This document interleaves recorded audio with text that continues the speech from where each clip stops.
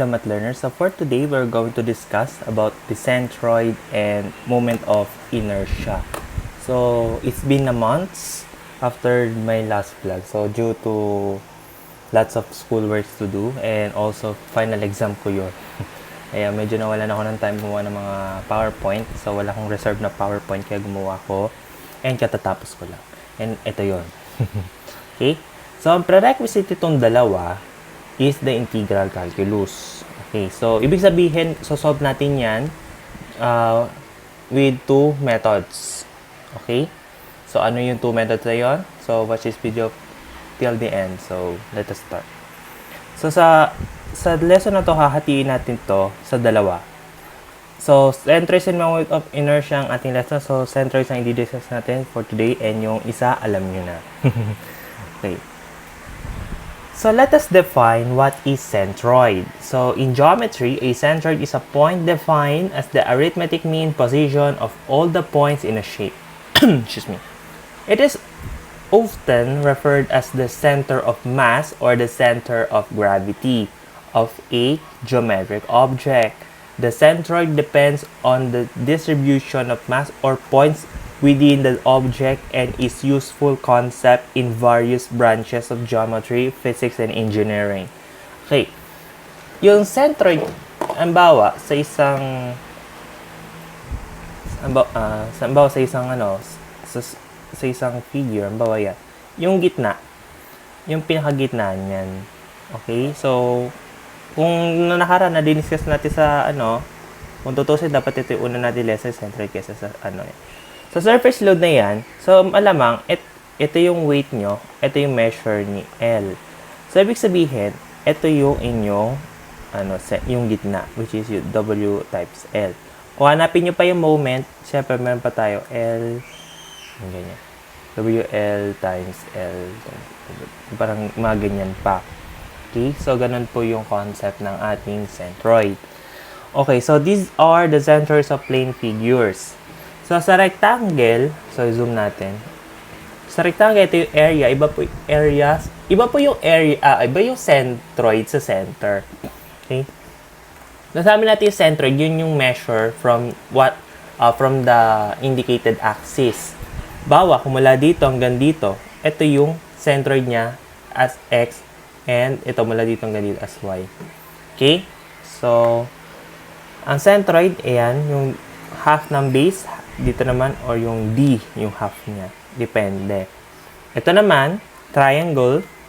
So, ito yung 1/3. Yung Y niya is 1/3. Okay, from the axis. Siyempre, kung ano yung nasa isa, yun yung 2/3. Okay? Circle. So, wala siya centered. Nandito yan eh. Semicircle. So, ito yung nyo.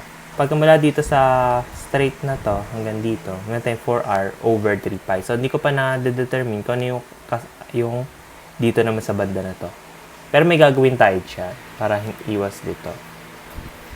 We have semicircular arc. Ito naman, kung galing ka dito hanggang din sa arc, 2pi. Pero most likely, yung area moment talaga tayo pagdating sa centroid. Ito naman, ayan lang yun. And so on and so forth. Kaya may sign ka pa dyan kung circular arc. And we have the rest of the... Okay? So, yeah. We have two ways of finding centroid. So, una, we have geometric. And, of course, we have calculus base. Okay, for plane figure, mag-example tayo, we have the I-beam. So, ito yung mga bakal na madalas nyo makikita sa mga biga, sa truss, yung mga pinagano ng bubong. I-demonstrate natin yung kanyang front view or kanyang plane view. So, tandaan natin yung area natin dito. To get the area of this one is the summation of all areas. Then, to get the, tawag dito, yung centroid nyo, due x. So, sabihin ng xg, yun yung centroid nyo, due x. Yung g, kasi yun yung sabihan natin, the centroid is the center of gravity. Which yung total area times nyo dito, equated sa summation ng area ng figure, saka yung centroid niya, due x. And so, this one, kaso y naman. Sapagat na centroid, expect natin yung sagot natin ay appeared as coordinates. Okay? So, where A is total area of one shape. Halimbawa, malalaman natin kung ilang shape ang maano natin dito. Though, alam ko na nabivisualize ng iba. Next, x and we measure from one shape centroid from the starting axis. Okay? And xg centroid is x coordinate and yg is y coordinate. Okay. O is the starting point. C is centroid. So, kung naisip nyo na tatlong shape ang ating madidivide, tama. Though, meron naman din more than 3, kunin nyo to. Pwede nyo itong kunin. Kunin nyo rin to. Kunin nyo yan. Kunin nyo to. Kunin nyo yan. Though, same lang itong apat na to.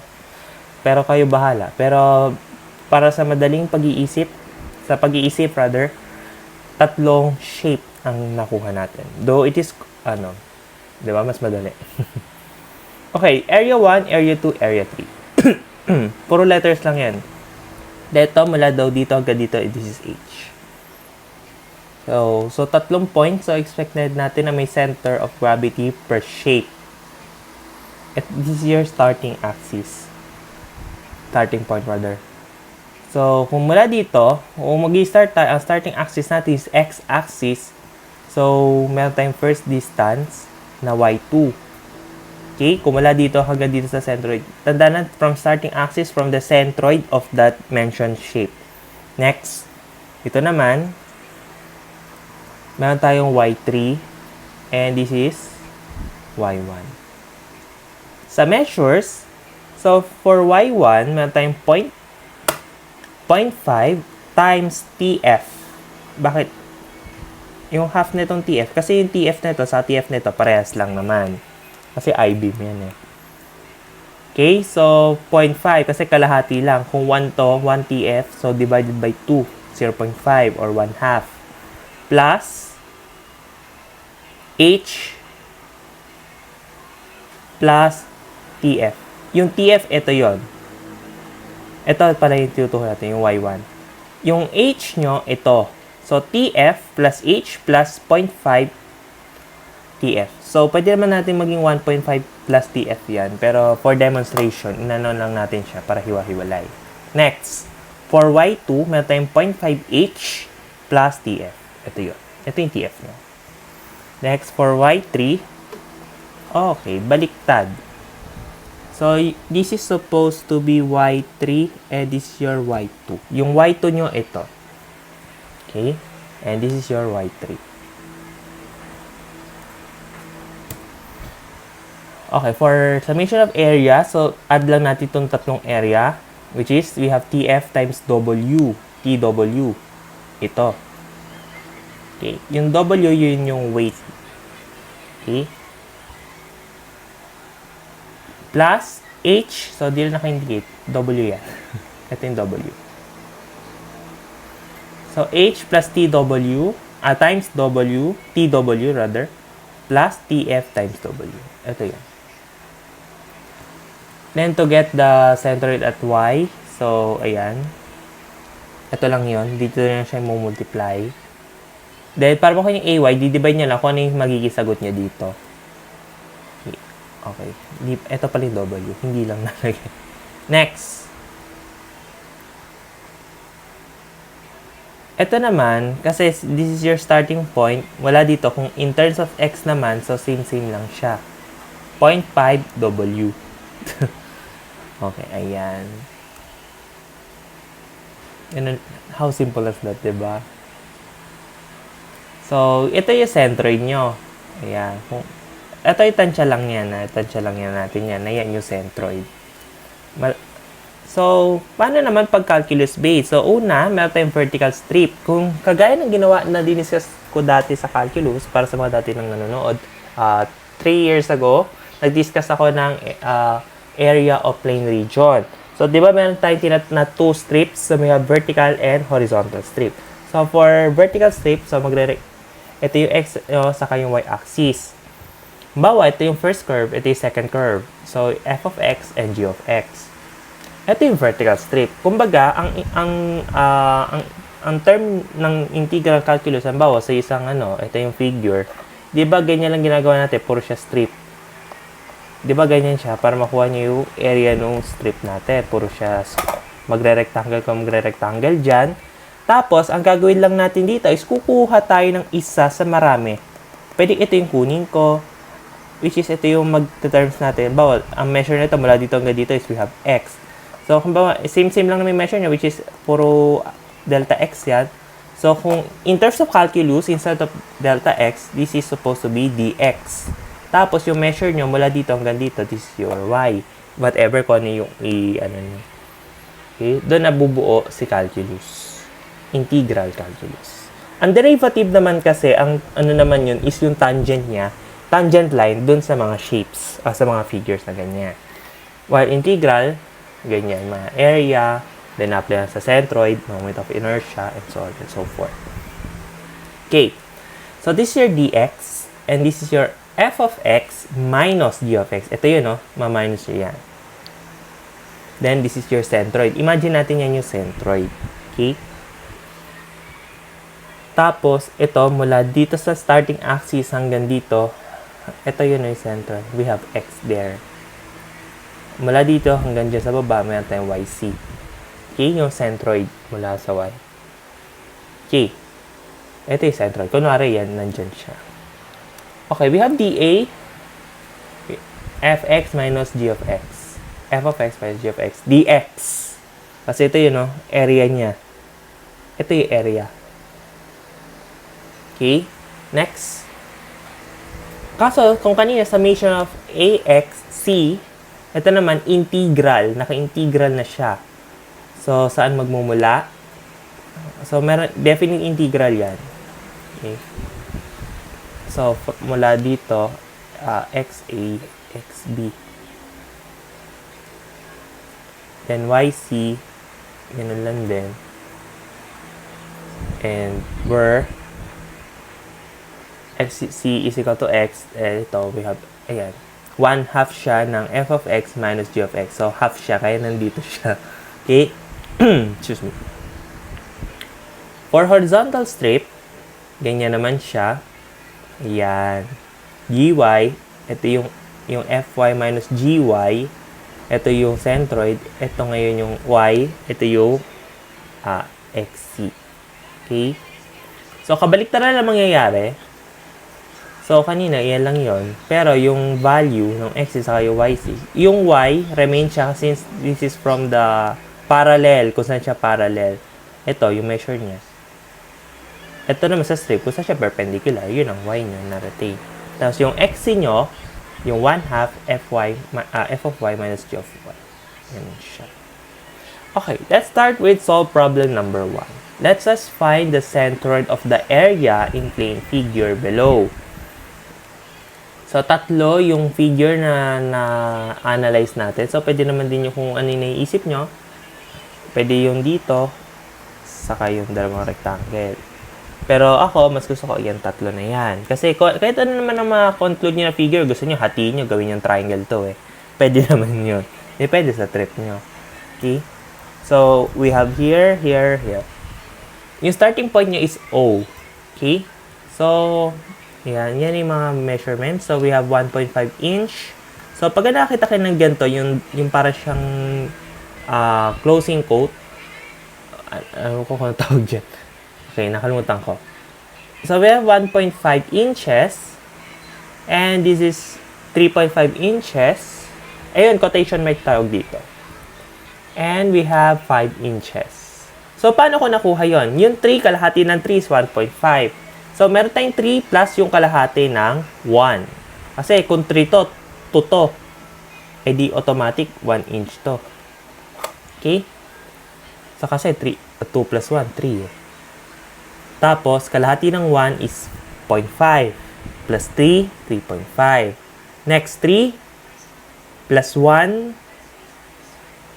Okay. 3 plus 1, 4. Ito, 2 to. Kalahati, 1, 5 inches. Okay. So, in terms of x naman, so, meron tayong 1 inch dyan at ito, meron tayong 2 inches. Ito, wala kang makikita in terms of x dyan kasi this is parallel to O. Okay? So, to get the area, total area, so, yung area nitong rectangle sa area nitong tatlo. 2 times 4 plus 2 times 1 plus 4 times 3. Ang lalabas, we have 22 inches squared. Excuse me. For centroid, so yung 22, substitute niya na dito. Tapos, pagka na ano ito, bakit 0? Kasi wala nga dyan. Next, ito naman, 1. Mula dito hanggang dito, plus 4 times 3, ito yung 2. Pag na-add nyo to lahat, divide nyo sa 22. Okay? Shift solve pa ba natin yan? Divide nyo sa 22 yung sum nito. At lalabas, we have 1.182 inches. Okay? Next, for AY naman, so same lang. Kung ano yung magiging sum nyo rito, divide nyo sa 22. Ito nga, yung 2 times 4 sa 5, 3.5, and 1.5. May lalabas na 2.955 inches. Naka-estimate lang yan sa 3 decimal places, pero alam ko, infinite yung kanyang decimal place. Next, ito na yung conclusion natin. So, 1.182 and, ayan. Ganyan yung magiging lalabas natin. Next, paano nyo siya ipa-plot? Okay, gamit tayo ng tensiometer. So, ito yun. Diba ito, from x, diba ito, mula dito hanggang dito, this is 2. So, this ito yung 1, ito yung 1 natin eh, 1.182. Then yung 2, so wala pa siya sa 3, kasi 2.955 ba yan? Okay? So, pwede naman siya naka-fraction, kaso since paano natin siya ipa-plot, plot twist ba? Ito. Okay? Ganun yun. So, hopefully everyone gets that. And let us have solve problem number 2. Ito naman, hinahat lang natin dito, yung centroid daw from the bottom. Sabi, bottom. Ito. Of the given figure. Okay? So, paano gagawin natin? So, ito yung dalawang figure. Actually, naka-appear na yung centroid nila. Ito, oh. Kaso nga lang, gusto ko siya i-highlight. Bakit ba?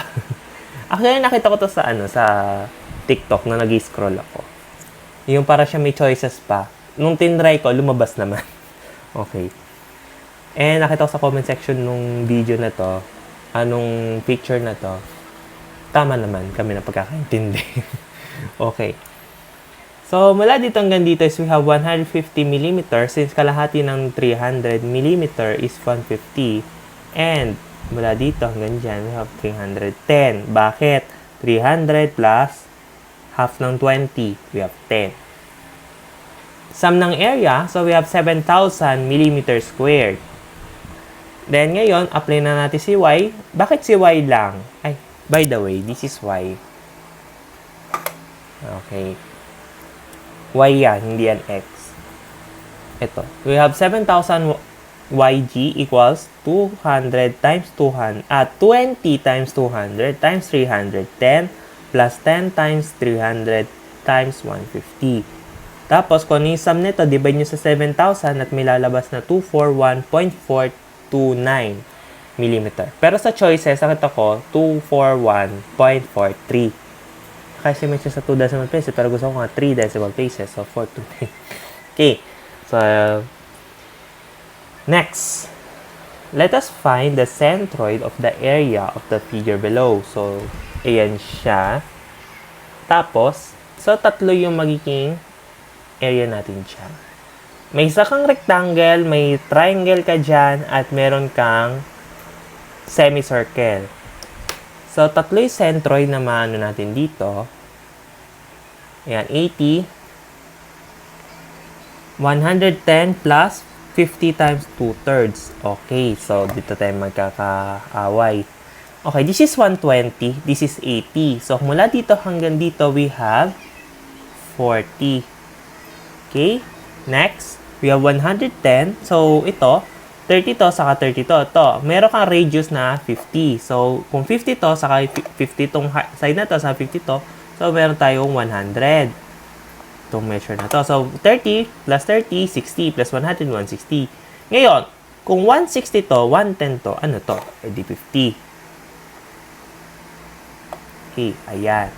So, may 110 ka dito plus 50. Ayan. So, kaya 110 plus 50 yung 2/3 niya. Okay? Or pwede namang 160 minus 50, 1/3. Pwede naman yon. Pero ito yung gusto ko eh. Okay. Next.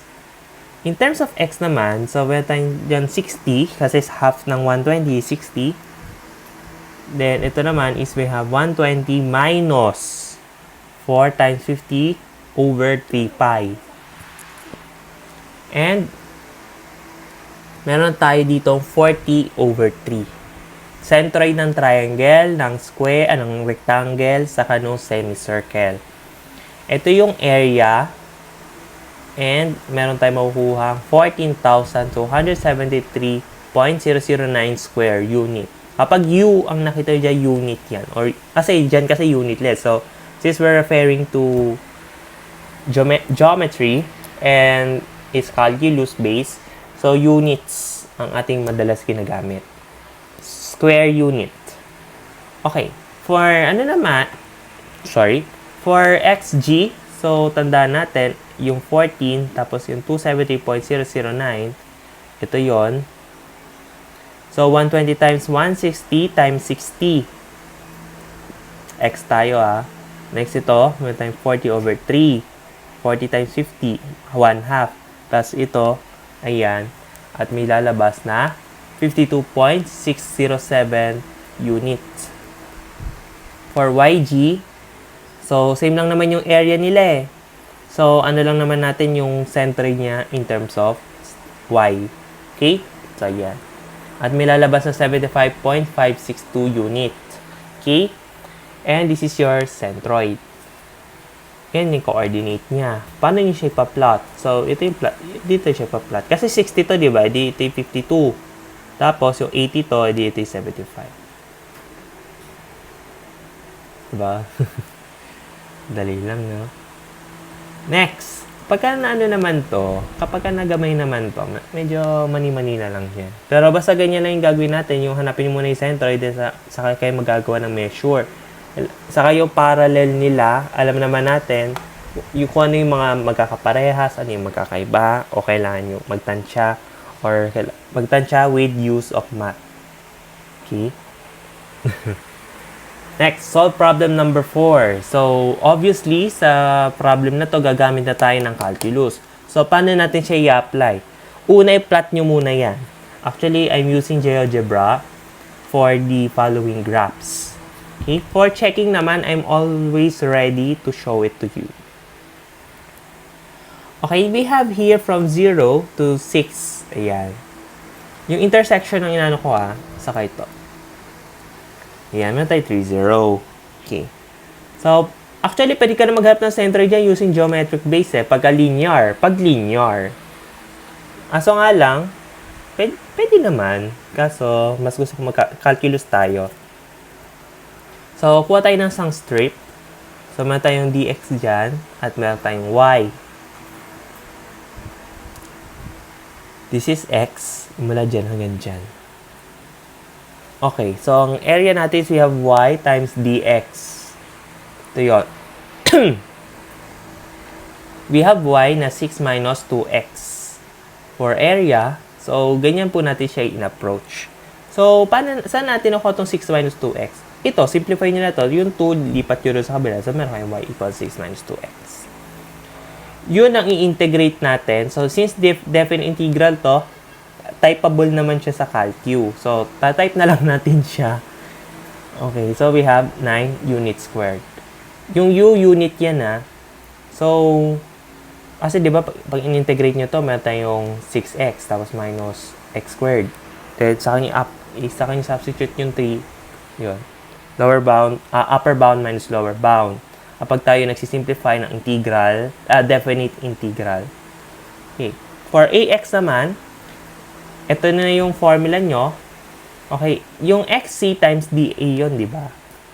So, since ito yung x nyo, yung dA nyo, ito lang yun. Okay, ayan. So, since we're referring to vertical strip, wala dito hanggang dito kasi dito ka kumuha No? From 0 to 3.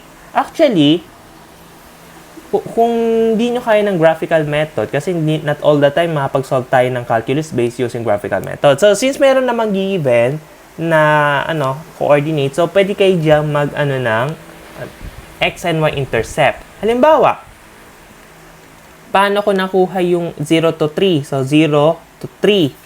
So, x to, di ba? So, ngayon, ito, i-0 nyo itong y. So, to you get the x-intercept. So, divide nyo lang sa 2 at may lalabas na 3. Diba? How easy. Medyo kailangan lang natin ng,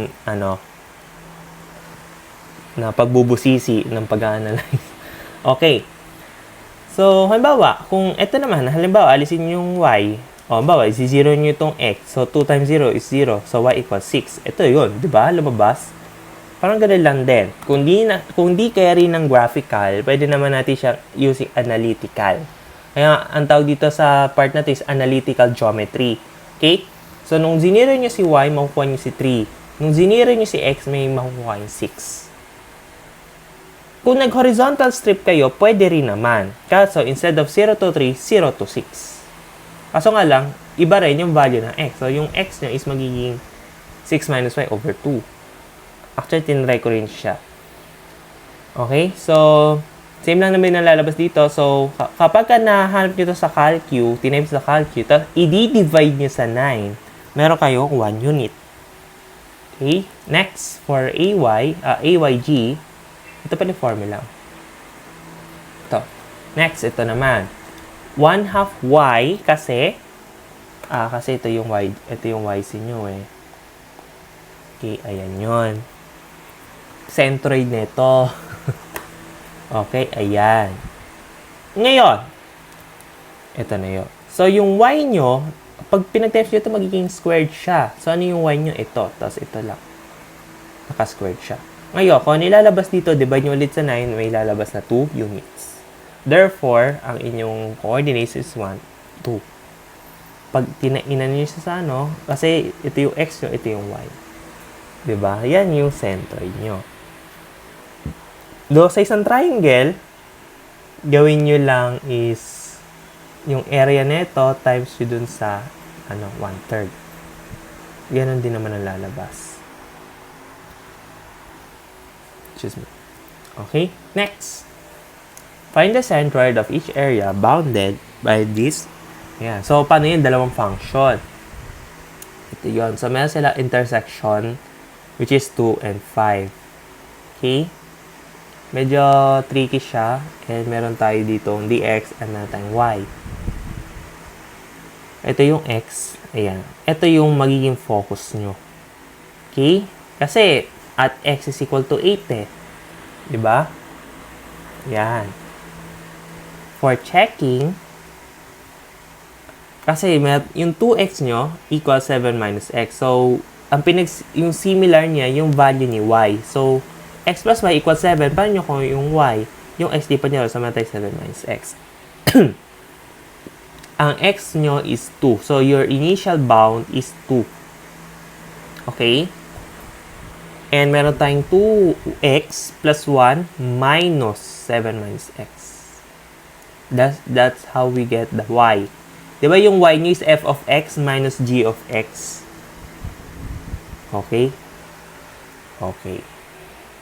Kasi ito yung nyo yung f of x nyo, ito yung g of x. Kasi kung manggagaling kayo sa taas, sorry. Ano pala siya? Vertical strip. So, vertical strip, so, ano yung nasa taas? Kahit alin naman dyan. Kaso kapag mali naman kayo ng conclusion, magne-negative yan. Yun lang ang magiging palatandaan nyo. Magne-negative siya kung mali ang inyong f of x saka g of x. So, ang conclusion ko dito, since based on the graph, so, meron 2x plus 1, ito yung 2x plus 1 nyo, ito yung g of x nyo. So, ibig sabihin, kung mula dito, ayan, itong part na to, nasa taas, so ito yung nasa baba. Ganun tayo mag-arrange. Okay? Ngayon, ang y nyo is meron tayong 3x minus 6. So, paano natin, yung negative na to, sa negative na to, magiging positive. So, 2x plus x, may have 3x. 1 minus 7 is negative 6. Okay? Excuse me. So, meron dA is equal to y dx. To get the area, ayan lang yun. So, from 2 to 8. Kasi ito yung 2, ito yung 8. So, yan yung kasi yung hanapin natin eh. At meron tayong 54 units squared. For AXG, so ito lang yun, yung GX. Tapos yung XY dx. Tandaan nyo, pagka-integrate nyo neto, pagka-integrate nyo nyan, didivide nyo lagi sa area. Meron tayong 6 units. Okay? So, yung X nyo, ito lang naman yun eh. Yung XC. For YC, yun, kaya kayo magwa 1/2 kasi kung mula dito hanggang dito, yun yung YC nyo. Then, ayan lang yon. Haba. Actually, huwag kayo malilito. Kasi medyo, ako rin kasi nalito na nagsisimula pa lang ako nito. Yung Y, saka yung Y squared yan, dx. Hindi ibig sabihin, i-square nyo ito. Hindi nyo i-square yung 3x minus 6. Ang i-square nyo, yung difference nila. Yes, difference of two squares. Okay? So, ganyan yung mangyayari. Okay? Ako rin natulala eh. So, 2x plus 1 squared minus 7x minus x, 7 minus x, quantity squared. Naka-quantity squared yung difference ng dalawang functions. Tapos, times lagi siya sa 1/2. So, since yung y nito, y squared. So, 3 from 0 to 3. Bounded from, This is supposed from 2 to 8. Yan. From 2 to 8 ang kanyang bound. Okay. At lalabas is meron tayo 7 units. Okay, so ngayon, pag in-include nyo yung centroid niya, ito yung ano nyo, asan yung point? Ayan, lagpas kasi siya. Kasi di ba 6 to? Tapos plus, ayan, 1. Tapos ito yung 6. Ito yung 7. Nagkunwari ako dyan, ito yung kunwari 7. Para hindi pa rin kunwari na meron akong ano dyan, mali. Okay? So, buray ko na to. So, ganun lang siya. Next. For solve problem number 6, find the centroid of each area bounded by the curve y squared equals to x and ito. Ayan siya. At syempre, kitang-kita, pwede natin siyang gamitan ng horizontal strip. So, anayin muna natin yung point of intersection ng dalawang function. So, ito yung point of intersection niya. Okay? So, ngayon, may mapagagamitan tayo para kasi baka tataka kayo bakit tayo nag-intersecting point sa bawat function. Yan yung magagamit natin kung tamad tayo mag-function. Kasi ang disadvantage, ito kasi ginamit ako lang siyang GeoGebra, kaya parang accurate na accurate siya. Eh, paano nyo siya hahanapin nang hindi ko magamit ang graph? Yun ang ano natin. For checking, okay, ito. In-equate ko lang itong dalawa, yung value ni x. Ito, nilagay ko lang ito kaya naging y plus 2. At meron tayong makukuha. So, since dito kasi makabuo ka ng quadratic equation eh. Quadratic equation yan. So, rewrite natin. So, kung i-rewrite natin siya, meron tayong y squared minus y minus 2 equals 0. Hahanap kayo ng factor ni 2 na magsasum sa negative 1. Malamang ay iisipin nyo, we have negative 2y times y plus 1. Okay, kasi 2 times negative 2 times 1 is negative 2. Negative 2 plus 1 is we have negative 1. So, syempre, i-arrange siya. So, meron tayong y is equal to ito. Transpose siya sa kabila. Meron tayong 2 and we have negative 1. Which is ito yun. Entiendes? Okay.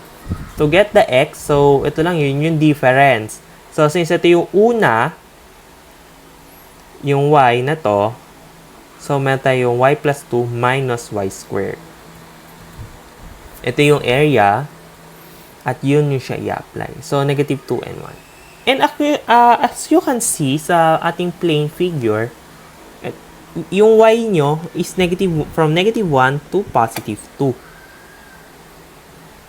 Okay. So, integration. So, negative 1 to 2 at may lalabas na 4.5 units squared. Tandaan nyo lang yung area kasi i-store nyo yan para dito. 4.5 is equal to integral of x times x dy. X dy is your dA. Yung x nyo, kasi ito yon hanggang dito. Okay ba yon? Ayan. So, kagaya na sabi ko sa last problem, hindi nyo i-square yung hindi nyo i-square si y plus 2 minus x squared. Y squared rather. I-squared nyo parehas yung dalawang function. Difference lang nila. From negative 1 to 2 at may lalabas tayo na 1.6 units. Okay? Next, last but not the least. Yung yg nyo, ito yon at may lalabas na 0.5. Kasi, ito yon